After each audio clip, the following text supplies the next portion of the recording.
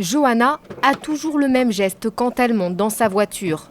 Avant d'allumer le contact, elle enfile un accessoire un peu particulier pour protéger ses chaussures à talons des frottements. C'est franchement super confortable de conduire, c'est plus de sécurité, plus de confort. Des talons pas coincés dans les tapis et vous pouvez conduire avec franchement tranquillement. Ces protections, c'est son compagnon Thierry qui en a eu l'idée fin 2013. Un soir, j'en ai simplement eu marre de voir les chaussures de ma compagne s'abîmer. Tout l'arrière était râpé et abîmé. Donc je me suis dit, tiens, il y a quelque chose à faire. J'ai fait une petite maquette en carton que j'ai montrée à Johanna, qui a trouvé que c'était une bonne idée. Donc le lendemain, j'ai fait une maquette en mousse. On l'a montrée à 1 personne, 2 personnes, 3 personnes. Et au bout d'un moment, tout le monde nous disait c'est une super idée. Donc on a décidé d'essayer.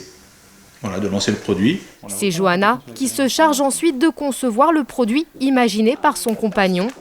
1 an après les premiers prototypes, un premier modèle destiné aux talons aiguilles est commercialisé. Et quelques mois plus tard, face à la demande des clientes, le couple sort une version pour talons larges.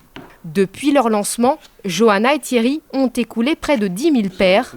Ils ont noué des partenariats avec plusieurs enseignes, des équipementiers automobiles ou encore des marques de chaussures. Leur objectif, se développer à l'international. C'est un produit d'usure, mais sur une longue période, c'est-à-dire qu'avant que le produit s'use, vous l'aurez perdu. Pour en vendre beaucoup, on a besoin de multiplier les points de vente.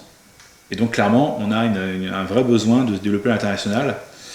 Sans compter que les marchés ne sont pas les mêmes. En Allemagne, par exemple, on vendra assez peu de choups, parce qu'il y a assez peu de talons portés.